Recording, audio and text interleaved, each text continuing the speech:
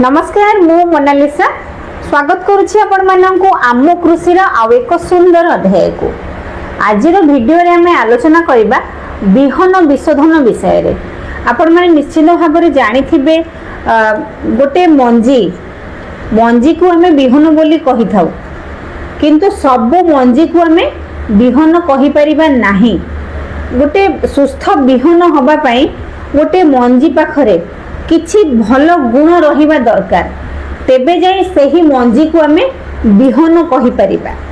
गोटे बिहन सुस्थ हेबा दरकार, निरोगा हेबा दरकार एवं परिष्कार हेबा मध्य दरकार। तेबे आजिर वीडियो रे आमे आलोचना करिबा धान को आमे किभଳି भाबरे विशोधन करिबा, जहाँ आगो को सही धान बिहन रे आउ एते अधिक परिमाण रे रोग पोक लागिबे नाही। तेबे चलंतु डेरी न करी आमे आलोचना करिबा बिहन विशोधन विषय रे।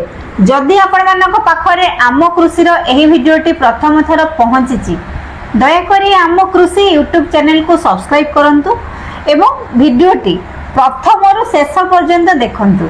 जेतेबेले आगे आमे धान बिहन किनिकी आनिबा, आमे तो संगे संगे सही धान बिहन को आम धान जमी रे तळी पकिया को नबा नाही। धान को भले भाबे विशोधन करिबा, ता परे जाई कि आमे धान को तळी पकिया पई नबा। सेथि पई आपनको प्रथमे एक लूण पानी रो द्रवण प्रस्तुत करे पई पड़िबो एवं सही द्रवण मध्य रे आपण आनिथिबा धान बिहन को पकिया पई पड़िबो।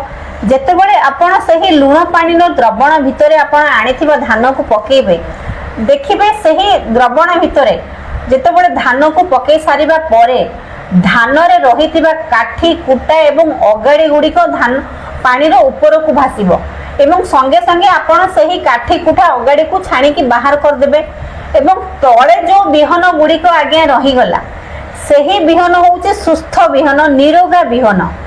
संगे संगे सही सुस्थ बिहन को काढ़ी की परिष्कार पानी रे धोई की गोटे छाई जगह रे ताको सुखाई देबे। आज्ञा एक माने घरोई उपाय रे हमें एई सुस्थ बिहन को बाछि परिबा। बहुत सुंदर उपाय लूण पानी रो द्रवण प्रस्तुत करी आपण सुस्थ बिहन बाछि परिबे। जेतेबेले आगो को हमें धान रोइबा किबा धान तळी पकेइबा, सेते अधिक परिमाण रे रोग पोकर समस्या देखा जिवो नाही। काहे कि ना प्रथम रु तो आमे धान बिहन विशोधन करि देले, आगो को कोन पई एते परिमाण रे रोग पोक देखा जिवो। रोग पोक आगो को एते परिमाण रे देखा जिवो नाही जदि प्रथम रु आमे धान को विशोधन करिबा। लूण पानी रु तो आमे सुस्थ बिहन को छाणी की रखी देले एवं ताको परिष्कार जगह रे सुखाई देले एवं परवर्ती पर्यायटी होउछि हमकु रासायनिक कीटनाशक द्वारा मध्य आमे बिहन विशोधन करि परिबा। सेथि पई आपनकु आनिबा पई पड़िबो थीराम। प्रति 1 केजी बिहन पई 3 ग्राम थीराम किंबा आपनकर 1.5 ग्राम कार्बेंडाजिम आपनकु आवश्यक पड़िबो। 3 ग्राम थीराम आपण केमिति मापिबे?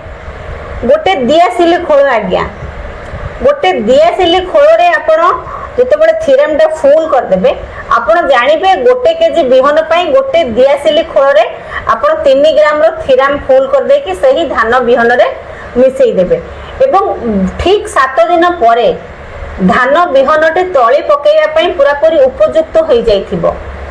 एवं जेतेबेले आमे एही कीटनाशक द्वारा धान बिहन विशोधन करिबा, ताहले आगो को आम धान जमी रे एते अधिक परिमाण रे रोग पोक लागिबे नाही। धान उत्पादन करिवार प्रथम पाहच हेउछि आज्ञा धान बिहन को आमे सठिक भाव रे विशोधन करिबा।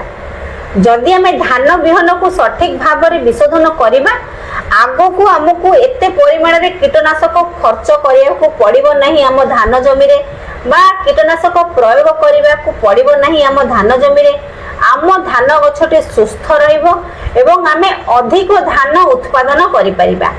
जदि आपण माने तळी पकाई नाहांती, ताहेले आपण माने निश्चित भाव रे धान बिहन भल भावे विशोधन करंतु एवं ता परे जाई कि आपण आपणको धान बिहन को तळी पई प्रस्तुत करंतु किना तळी पकांतु। एहा थिला गोटे छोट भिडियोटी धान को किभଳି भाव रे हम विशोधन करिबा। जदि एही भिडियोटी आपण माननको भलो लागि थाए, ताहेले कमेंट माध्यम रे जणाइबे एवं भिडियोटी अधारु स्किप न करी प्रथम रु शेष पर्यंत देखिबे। रहिली, नमस्कार। ମୁଁ ମୋନାଲିସା ଦେଖା ହବ ଆପଣ ମାନଙ୍କ ସହିତ ଆମ କୃଷିର ଆଉ ଏକ ସୁନ୍ଦର ଅଧ୍ୟାୟରେ।